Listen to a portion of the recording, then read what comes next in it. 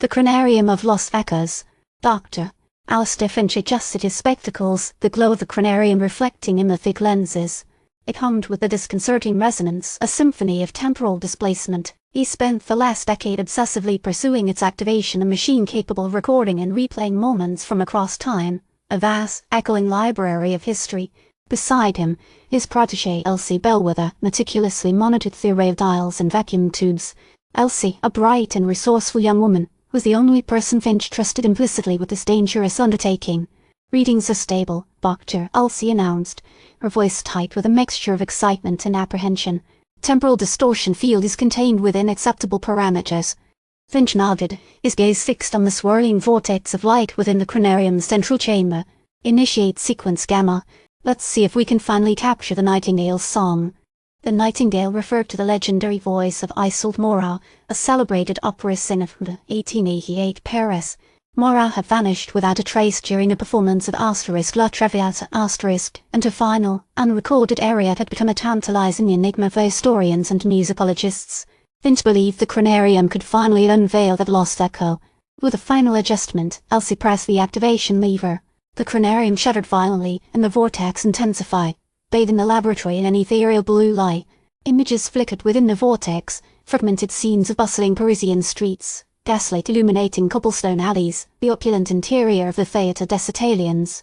Suddenly, the images sharpened, coalescing into a clear depiction of the opera house stage. Isolde Moreau, a vision in shimmering silk, stood poised to sing. The orchestra swelled, and her voice, clear and powerful, filled the Chronarium. It was a rendition of La Traviata unlike anything recorded, more passionate, more heartbreaking, imbued with a profound melancholy. "Incredible," Finch breathed, captivated. "The fidelity is remarkable." But as the aria reached its crescendo, a discordant note intruded. The shimmering distortion appeared within the recording, rippling across the stage. The image fragmented, and a figure materialized within the Chronarium's field, a man dressed in unfamiliar clothing, his face obscured by shadow. He wasn't part of the recording. What else? He gasped, scrambling to adjust the controls. "Doctor, we have an anomaly. A temporal intrusion." The man raised a hand, and the image of Isolde Moreau froze mid-note. He spoke, his voice a distorted whisper. "The echoes are not yours to claim."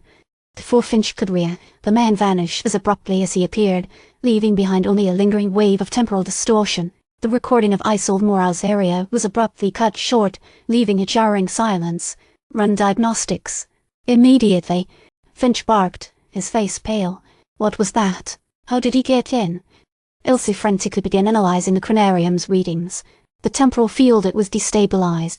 He exerted a localized disruption. The intrusion point was its faint, but it seems to originate from the year 2347. Finch stared at her, his mind reeling. 2347? That's impossible. The Chronarium is calibrated to access all events within the 20th century.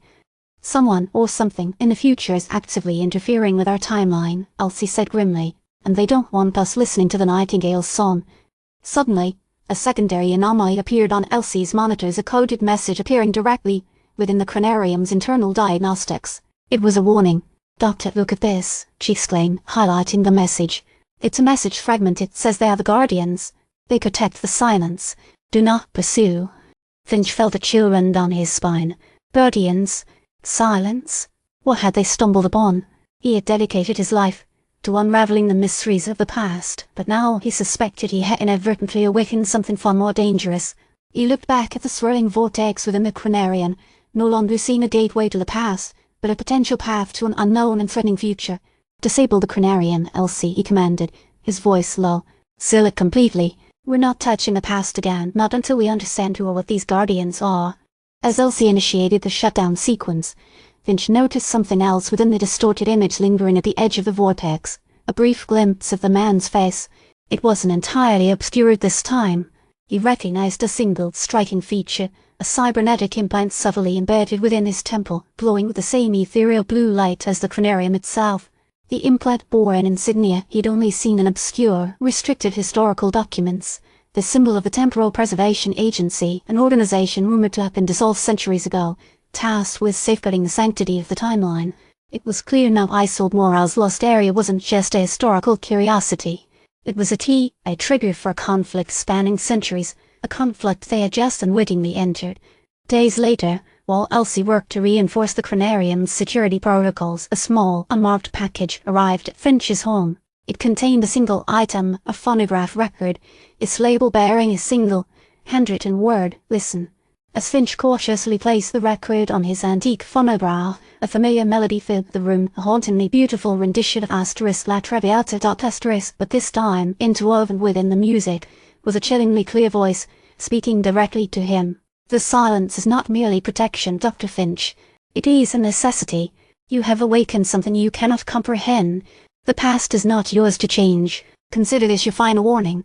The record ended abruptly, leaving Finch staring into the darkness, the melody echoing in his ears, the implication of the message sinking in. The Guardians were watching, and the song of the nightingale had just become a prelude to a far more dangerous symphony. 2 weeks later, Elsie noticed subtle discrepancies within the laboratory's chronometer readings. It wasn't a drastic shift, mere milliseconds at a time, but enough to raise serious concerns.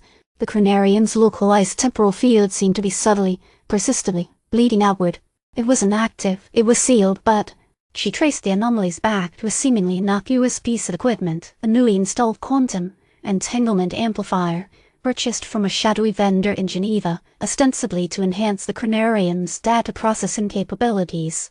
She reviewed the vendor's records, but they were incomplete, leading to a dead end. Suddenly, a secondary diagnostic flagged a hidden subroutine within the amplifier's firmware, a self-propagating temporal echo tracer, designed to pinpoint the Chronarium's location and create a localized temporal gateway. Elsie raced to inform Finch. "I found him missing.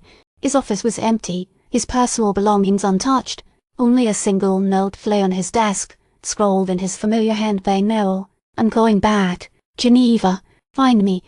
As Elsie frantically began preparing a counter-trace to locate Finch, a new message appeared on her terminal, originating from an unknown source, encrypted with a complex, temporal signature. When she decrypted it, a single image filled the screen, a photograph of Finch, standing in a bustling Geneva marketplace, engaged in a tense conversation with a figure cloaked in shadow, a figure bearing the same cybernetic implant she had glimpsed on the face of the man who had warned him about the Guardians. A message accompanying the photo contained a single chilling sentence. "The echo has been transmitted. They are coming.